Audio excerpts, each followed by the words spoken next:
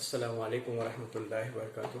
عزیز طلباء طالبات، پچھلے لیکچر میں ہم نے نعت رسول صلی اللہ علیہ وسلم کے ابتدائی تعارف، پیش درس اور نعت کسے کہتے ہیں، نظموں کی کتنی قسمیں ہوتی ہے، نظم کسے کہا جاتا ہے، دیکھ چکے ہیں۔ آئیے آج نعت رسول کا پہلا مصرع، پہلا شعر شروع کرتے ہیں۔ محمد مصطفیٰ مہر سپرے اوج عرفانی، ملی جس کے سبب تاریخ ذروں کو درخشانی۔ عزیز طلباء طالبات، اب یہاں ایک لفظ ہے تاریخ کا۔ اب اس تاریخ کا مطلب ہوتا ہے اندھیرا، اس تاریخ کا مطلب ہوتا ہے اندھیرا۔ اب اوج لفظ آ گیا ہے، اوج لفظ کے معنی ہوتے ہیں بلندی۔ اب یہاں نبی کریم صلی اللہ علیہ وسلم کو بلندی کا سورج کہا گیا ہے۔ مراد یہاں نبی کریم صلی اللہ علیہ وسلم کا مقام اعلیٰ، عرفہ، عظمیٰ ہے۔ اللہ تعالیٰ کے بعد اگر کسی کا مقام ہے تو وہ نبی کریم صلی اللہ علیہ وسلم کا ہے۔ محمد مصطفیٰ صلی اللہ علیہ وسلم یہ عرفانی، جس کو ہم معرفت کہتے ہیں، عرفان کہتے ہیں، اللہ کی پہچان کرتے ہیں، تو نبی کریم صلی اللہ علیہ وسلم اللہ تعالیٰ کی پہچان کرانے میں سب سے اعلیٰ، سب سے عرفہ، سب سے عظمیٰ تھے۔ ملی جس کے سبب تاریخ ذروں کو درخشانی، جن کی وجہ سے تاریخ دنیا کو، یہاں مراد جہالت والی دنیا کو، جہاں جہالت عام تھی، وہاں کے ذروں کو نبی کریم صلی اللہ علیہ وسلم نے اپنے اخلاق، اسلامی تعلیمات کے ذریعے سے روشن اور منور کیا، درخشا کیا، منور کیا، چمک دمک کیا، جس کو چمک دمک کہتے ہیں، لیکن روشن کیا، منور کیا ساجد کو شیدا جس نے مسجود حقیقی پر، جھکایا عبد کو درگاہ معبود حقیقی پر۔ اب یہاں دو الفاظ آئے، تین الفاظ ہے، ایک ساجد سجدہ کرنے والا، مسجود جس کے لیے سجدہ کیا جاتا ہے، جس کو سجدہ کیا جاتا ہے، پھر اور آگے ہے معبود، اور ایک لفظ ہے معبود جس کی عبادت کی جاتی ہے، عبادت کرنے والا عابد، جس کی عبادت کی جاتی ہے وہ معبود، سجدہ کرنے والا ساجد، اور جس کا سجدہ کیا جاتا ہے وہ مسجود۔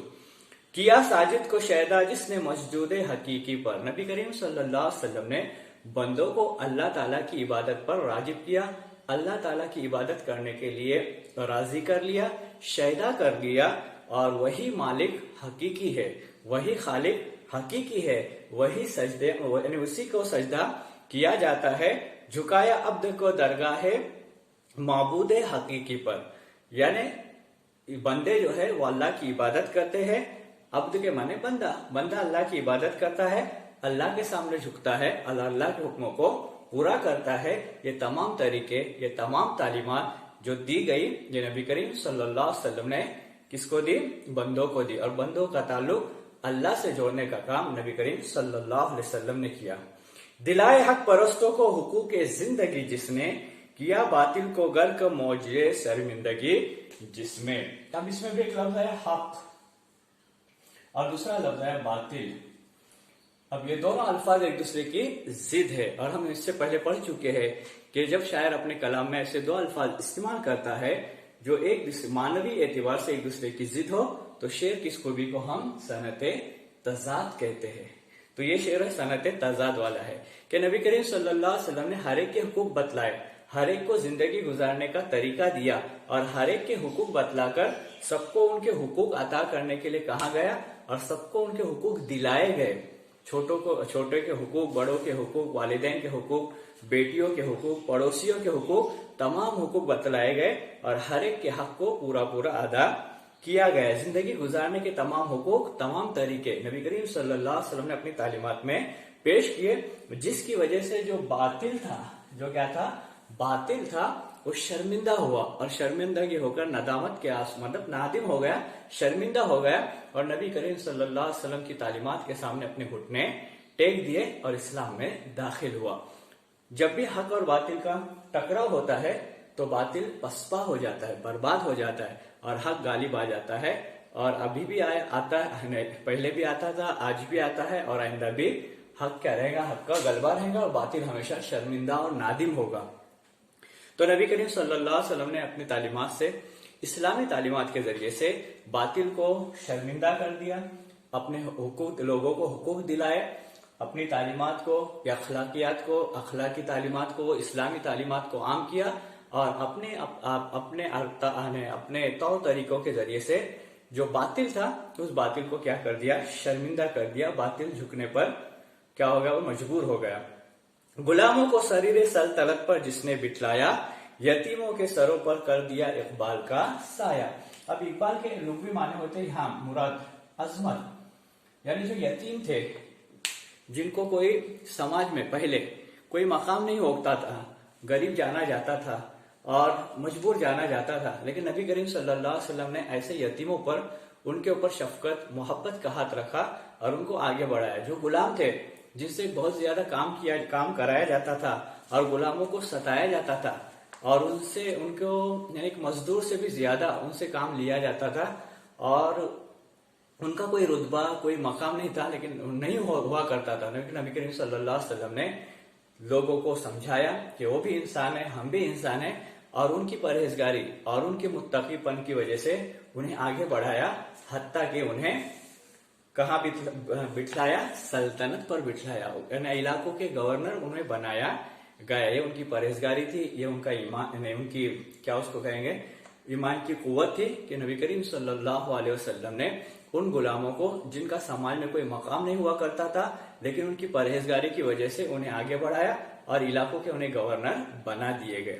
گداؤں کو شہنشاہی کے قابل کر دیا جس نے، غرور نسل کا افسو باطل کر دیا جس نے۔ نبی کریم صلی اللہ علیہ وسلم نے جو انسان گدا تھے، گدا مطلب غریب کم دولت والے، تو ایسے انسانوں کو کیا دیا بولو انہوں نے کہ آگے بڑھایا، یعنی شہنشاہی کا مقام عطا کیا، اور شہنشاہی کا مقام عطا کرنے کے بعد انہیں وہ سماج میں رتبہ دیا کہ لوگ دیکھ کر کیا کرتے تھے، ان کے اوپر رشک کرتے تھے کہ دیکھو کل یہ ایسے تھے کہ ان کے پاس یعنی مجبور تھے، دولت کم تھی لیکن دین کے خاطر انہوں نے قربانیاں دی، نبی کریم صلی اللہ علیہ وسلم کا ہر حال میں ساتھ دیا، نبی کریم صلی اللہ علیہ وسلم کو آگے بڑھایا، تو جو غریب تھے، کمزور تھے، لاچار تھے، ایسے لوگ آگے بڑھ کر کیا ہو گئے، شہنشاہی کے مقام تک پہنچ گئے۔ اور جو شہنشاہ تھے اس وقت کے، جو ان کے اندر غرور تھا، تکبر تھا، گھمنڈ تھا، ایسے جو لوگ تھے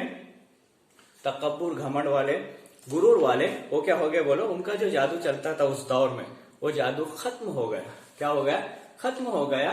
اور غرور کا اثر ہم ہمیشہ سنتے ہیں، ہمیشہ ان کا غرور کا اثر کیا ہوتا ہے، نیچے ہوتا ہے۔ تو لہٰذا نبی کریم صلی اللہ علیہ وسلم نے غریبوں کو یا کمزوروں کو آگے بڑھایا، اور جو ایسے لوگ تھے جو غرور والے تھے، تکبر والے تھے، جو اپنے آپ کو متکبرانہ مزاج کے ساتھ پیش کرتے تھے، نبی کریم صلی اللہ علیہ وسلم نے اپنی تعلیمات کے ذریعے سے اور صحابہ رضی اللہ تعالیٰ کی پرہیزگاری کے ذریعے سے صحابہ کو آگے بڑھایا۔ خود بخود وہ لوگ جو غرور تکبر والے تھے ان کا تکبر کیا ہو گیا، مٹ گیا۔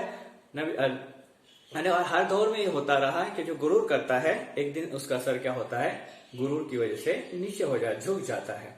وہ جس نے تخت اوندے کر دیے شاہان جابر کے، بڑھائے مرتبے دنیا میں ہر انسان صابر کے۔ ایسے بادشاہ جو تکبر والے تھے، جبر کرنے والے تھے، ظلم کرنے والے تھے، ایسے ظالم بادشاہوں کا کیا کیا بولو، خاتمہ کر دیا، اور ان کی جگہ ایسے لوگوں کو لا کے بٹھایا جو انسان صابر تھے۔ صابر کے معنی صبر کرنے والا، صابر یعنی صبر کرنے والا۔ جس طرح سے ذاکر ہوتا ہے ذکر کرنے والا، شاکر ہوتا ہے شکر کرنے والا، اسی طرح صابر ہوتا ہے صبر کرنے والا۔ تو صبر کرنے والوں کو اعلیٰ مرتبہ عطا کیا گیا، صبر کرنے والے آگے بڑھ گئے، جو ہر حال میں اللہ تعالیٰ نے جس حال میں رکھا ہے اس حال پہ راضی رہنے والے لوگ، تو ایسے لوگوں نے کیا، ایسے لوگ جو تھے وہ آگے بڑھے، اور صبر کرنے والوں کے ساتھ کیا ہوتا ہے، اللہ ہوتا ہے۔ ہم بارہا سنتے ہیں جس کا مفہوم ہے کہ اللہ تعالیٰ صبر کرنے والوں کے ساتھ ہے۔ دلایا جس نے حق انصاف کو عالی تباری کا، شکستہ کر دیا ٹھوکر سے بت سرمایہ داری کا۔ ایسے جو سرمایہ دار تھے جن کے پاس بہت زیادہ مال و دولت تھی، وہ مال و دولت والے لوگ کیا ہو گئے، وہ شکستہ ہو گئے، ٹھوکریں کھانے لگے، اور در در کی ٹھوکریں کھانے لگے، یعنی در در بھٹکنے لگے۔ لیکن حق والے جو تھے، دلایا جس نے حق انسان کو عالی تباری کا، یعنی اعلیٰ مرتبہ، جو اعلیٰ مرتبہ ہوتا ہے، اونچا مقام جو ہوتا ہے، وہ مقام عطا کیا گیا نبی کریم صلی اللہ علیہ وسلم کے ذریعے سے۔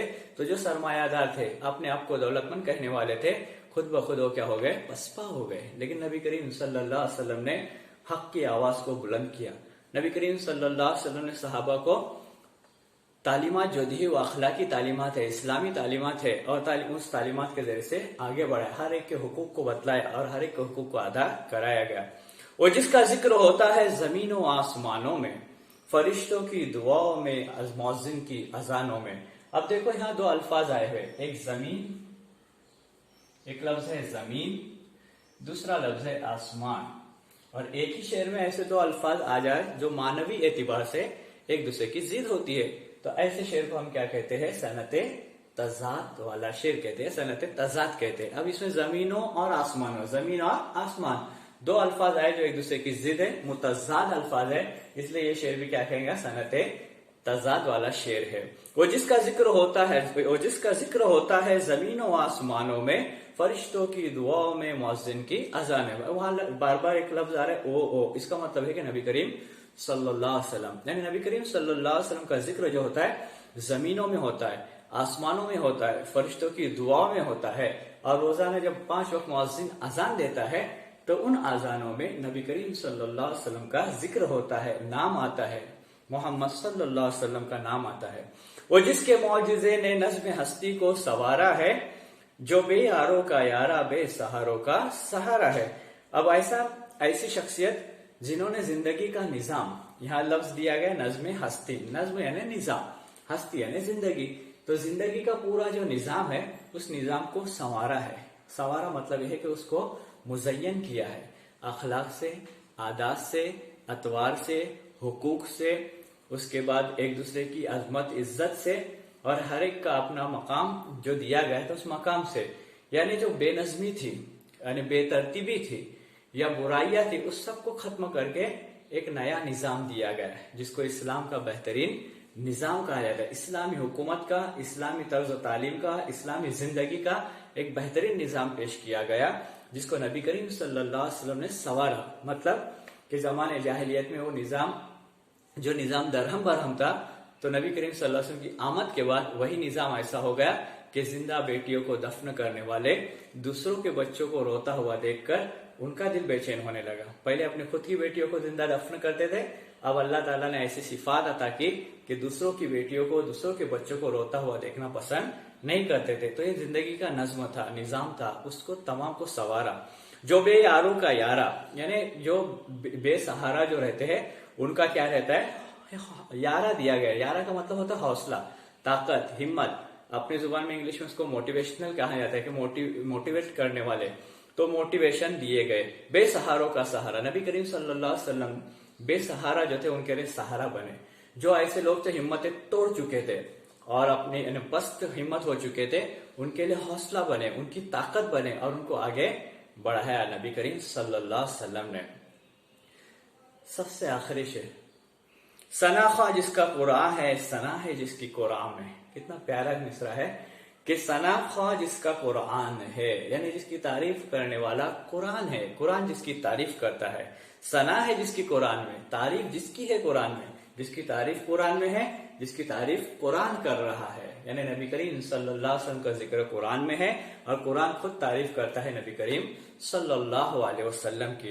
اسی پر میرا ایمان ہے، وہی ہے میرے ایمان میں. کتنا اچھا مصرع ہے آخری کہ وہی میرا ایمان ہے. وہ ایمان میرا کیا ہے؟ وہی ہے کہ نبی آخری نبی ہے، ان کے بعد کوئی نبی آنے والے نہیں ہے.